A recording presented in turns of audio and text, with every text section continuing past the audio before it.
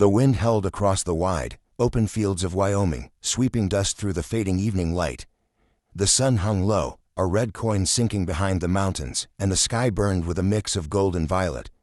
The ranch had grown quiet, too quiet, except for the creak of an old barn door and the weary footsteps of Red Carson, a man who once had laughter in his eyes but now carried the silence of grief wherever he went. It had been a hard winter, harder still since his wife, Mary, passed 6 months ago. The woman who'd helped him build this ranch from nothing, who could calm horses and hearts alike, was gone. Since then, Rhett had lived by routine: work, eat, pray, sleep, repeat.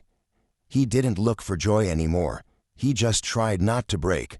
That evening, as he leaned against the wooden fence, the distant sound of an approaching truck broke his trance. It wasn't common for visitors to come this far out. The road ended at his land, and most folks knew Rhett kept to himself. The old pickup rattled to a stop in front of the barn. The driver's door opened slowly, and a woman stepped out, small-framed, wrapped in an oversized coat, her hair tangled from wind and worry. "Evenin', sir," she said, her voice soft but trembling. I'm sorry to show up uninvited. My name's Clara. My car broke down just a few miles back, and the snow's starting again. I didn't know where else to go." Rhett blinked, his rough hands tightening around the fence rail. "Ain't much out here for miles." "You did right comin' this way," he said quietly.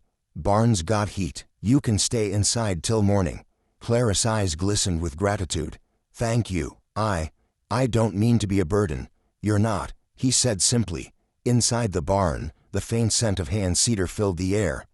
Rhett tossed a few more logs into the old stove while Clara stood near the doorway, rubbing her cold hands. When she removed her coat, Rhett noticed her clothes were torn at the sleeve, her shoes soaked through, and her face pale with exhaustion. "You lost out here?" he asked. She hesitated, then nodded.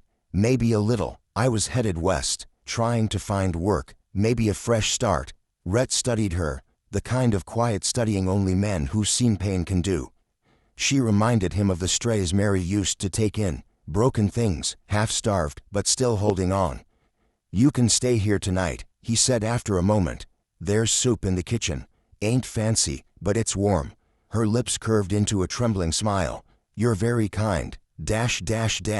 Hours passed. The storm outside grew harsher, the wind rattling the windows like a restless ghost. Inside, the small farmhouse glowed with the orange light of the fireplace. Rhett sat at the table, fixing an old leather bridle, while Clara washed the dishes quietly. The silence was heavy but gentle, the kind that didn't demand words. Finally, Clara spoke. "You live out here all alone?" Rhett nodded. "Used to be 2 of us. My wife, she passed." "I'm sorry," she said softly. He gave a slow nod, eyes on the flickering fire. "World don't stop for loss, though. Cattle still need feedin', fence still needs mendin'. I just do what I can." Clara looked at him with quiet admiration. "That's strength, you know. Keepin' on when it hurts." He gave a faint smile. "Or stubbornness. Later, as she went to settle on the couch, she hesitated at the doorway. Rhett noticed her trembling hands as she tried to remove her wet sweater. It was then she whispered, almost in tears, "I took it off. Please, it's soaked through. I can't stand the cold anymore." The rancher froze. The words hit him like thunder, not because of what she said, but because of how she said it. Frightened, ashamed, desperate for warmth. He stood still for a long moment before realizing she was shaking uncontrollably. The sweater clung to her like ice, her fingers numb and red. "Don't be scared," he said softly, his deep voice steady as stone. "Ain't nobody here gonna hurt you." He grabbed a thick wool blanket from the chair and stepped closer, wrapping it gently around her shoulders. His rough hands trembled slightly, not from desire, but from something deeper, empathy. Clara broke down then, sobbing into the folds of the blanket. "I'm sorry. I didn't mean to. I just didn't want to freeze out there." People always think the worst. Rhett's chest tightened. He remembered Mary's voice. "Always look for the heart behind the hurt." "You ain't gotta be sorry," he said quietly. "You're safe here. The night wore on. Clara finally fell asleep on the couch, wrapped tight in the blanket. Rhett sat by the fire, watching the flames twist and dance. For the first time in months, the house didn't feel so empty. The next morning, the storm had passed. Sunlight spilled over the snow, painting the world in pure white. Rhett brewed coffee while Clara stood at the window, staring out at the golden horizon. "It's beautiful," she whispered. "I haven't seen something like this in years." Rhett smiled faintly. "World's got a way of reminding us it ain't all bad." Over the next few days, Clara stayed on to help around the ranch. She was quiet, but hard-working, feeding the chickens, mending small things, learning how to calm the horses. There was a gentle steadiness to her that the ranch had missed. Rhett started to notice laughter again, faint but real. Sometimes, he'd catch himself smiling when she hummed softly while working. Then one evening, as they were bringing in hay before sunset, Clara stumbled. The wagon handle snapped, slicing her palm.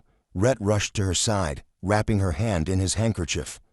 "You should have told me it was heavy," he said gruffly. She smiled faintly through the pain. "I'm used to carrying too much." The words cut deeper than she knew.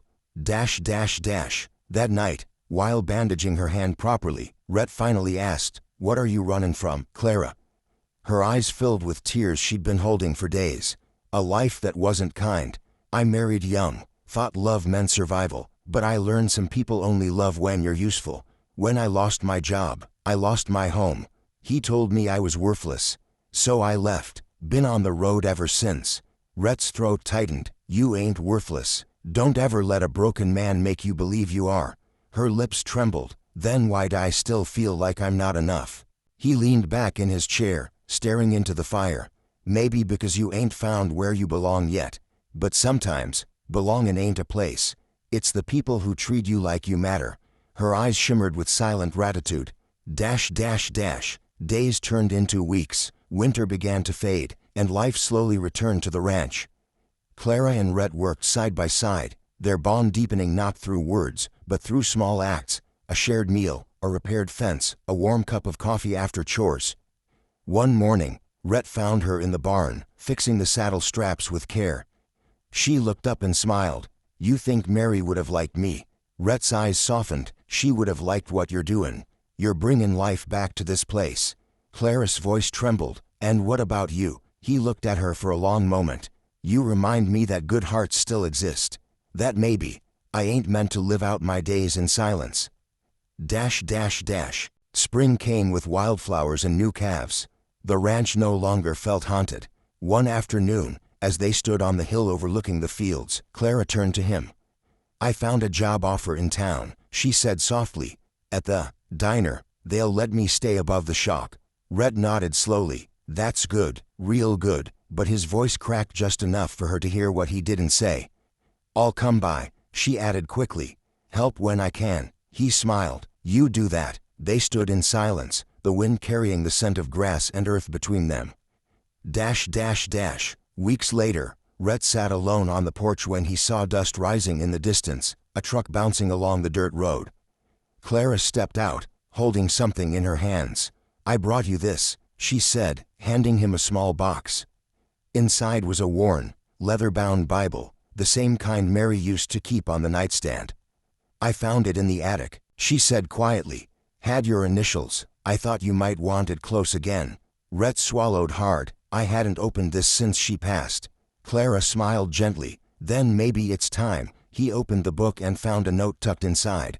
Mary's handwriting, faded but clear. "If ever you forget how to love, help someone who's forgotten how to be loved." Rhett's vision blurred. When he looked up, Clara was watching him, not expecting anything, just there. He reached out, placed his hand over hers, and whispered, "Guess we both got saved this winter." As the sun dipped behind the hills, Rhett stood by the fence, watching Clara feed the horses. The ranch looked alive again. The silence that once felt heavy now carried peace. Sometimes, miracles don't arrive in blinding light or thunder. Sometimes, they come quietly, a stranger in the storm, a trembling hand asking for warmth, a broken soul who teaches another to feel again. Rhett finally understood what Mary's note meant. Love wasn't always romance or passion. Sometimes, it was the simple act of keeping someone warm when the world had turned cold. And as the last light faded, he whispered to himself, "Thank you, Lord, for sending her my way."